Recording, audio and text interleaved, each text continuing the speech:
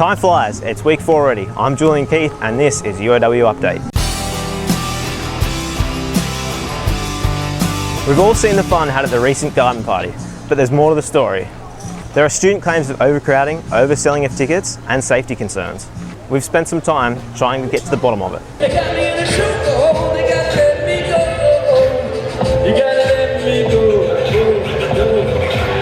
Garden Party. It's one of the largest events on the university calendar. However, not everyone's night ended as well as it started. Not good. It was packed. Not happy, but money wasted. A number of students are left disappointed and calling for refunds after being unable to see one of the headline performers due to the Unibar reaching full capacity. They closed off Unibar. The manager had closed it off because it was full capacity, so... Despite claims, Mike Gilmore, General Manager of Wollongong UniCentre, says Garden Party did not oversell tickets. We sold pre-sale tickets of 1,700 tickets and we had just under 100 people buy tickets walking up to the event. Unibar and Uni Hall, Garden Party as a total event, has a capacity of 2,460. Students have taken to the UniCentre and Garden Party Facebook page to voice their frustrations. Concerns were also raised about the number of security present. However, Mr Gilmore says they had more than enough. The security plans that we had and the number of security staff that we had were balanced on having up to 2,000 people. Mr Gilmore says there will be a number of considerations when reviewing this year's event, including the coordination of acts. We'll have a look at and perhaps closely balance, or perhaps better balance, which act should perform in which venue. Courtney Howe, UOW TV. The coal seam gas debate continues to rage. There's split opinions everywhere you look, and it's not hard to find them on campus. What we need to do as a society is place stricter emphasis on the regulatory authorities to make sure that sites are adequately quantified, monitored, post and pre-mining activities. I would personally love to see a ban on coal seam gas. That's what government should do. It should be a legislation to ban the practice. I would love to see places prohibited like prime agricultural land or any agricultural land, any places where it's a water catchment area. The federal government has unveiled its Creative Australia policy. It's been welcomed by students and those facing the challenge of helping our grads get a job. You do this wonderful degree, but you're not sure how it's actually going to lead to a job, and sometimes you're so busy doing your degree and doing your passion that you don't actually think about the bigger picture about, career and about how you're actually going to transition into a career. So I think it will provide increased opportunities, but I think students really still need to actually start thinking about their career and looking at how they can transition from uni into a work career. The more money, the more creativity that will obviously develop from it, because of the more areas that will be affected. Because arts, I think a lot of people focus on just like 3 main areas or something. Like, I think to put more money in it broadens the whole creative industry. On the subject of jobs, the Autumn Careers Fair brought job hunters and job providers together.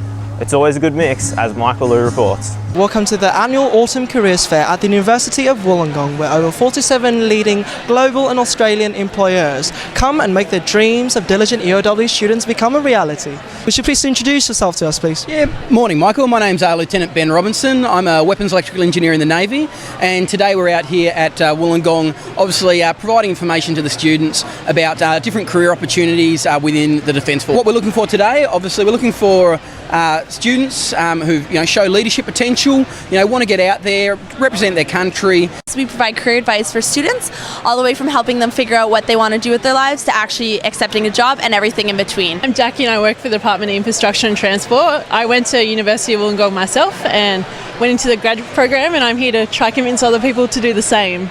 We're a professional body which represents accountants around Australia and around the world, and we also run events to try and connect students with employers, so networking events and things like that.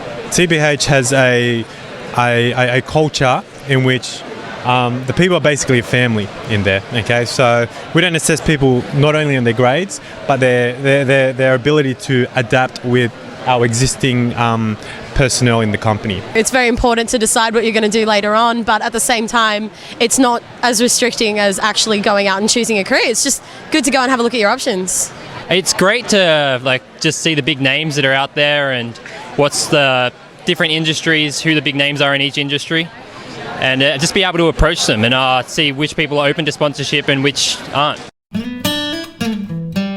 UOW and Wollongong have rolled out the welcome mat to our international students. The Welcome to Wollongong event just gets bigger and better.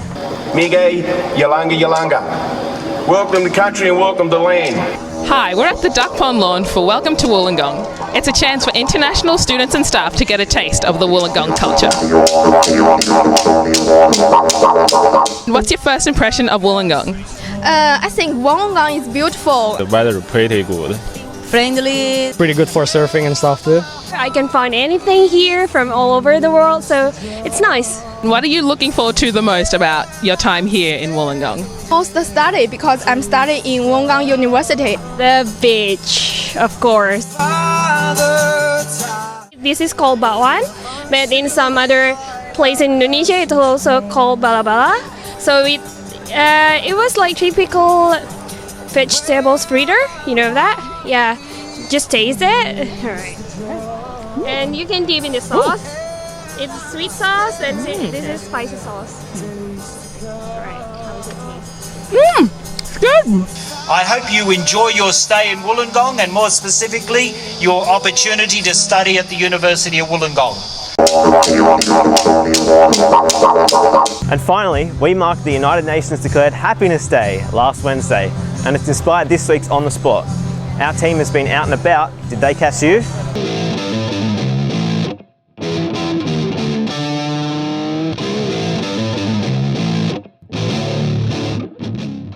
What would you like to see recognised as an international day? I'd like to see the International Day of Sex recognised. Safe sex, though. I'd like to see an International Day of Christopher Walken impressions. Yeah, mine's terrible, but you know, there are probably a lot more excellent impressions out there, but I'd try my best. Yeah. I think there should be an International Day of Honesty where you can go up to someone who you've been pretending to like all year and just putting up with and tell them how much of a dick they are.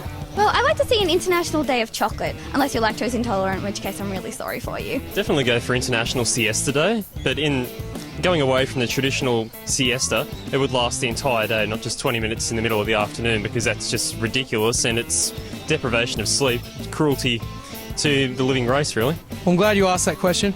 I think that we need running as an international day. People need to stop sitting down. Get off your asses, people. Let's get moving.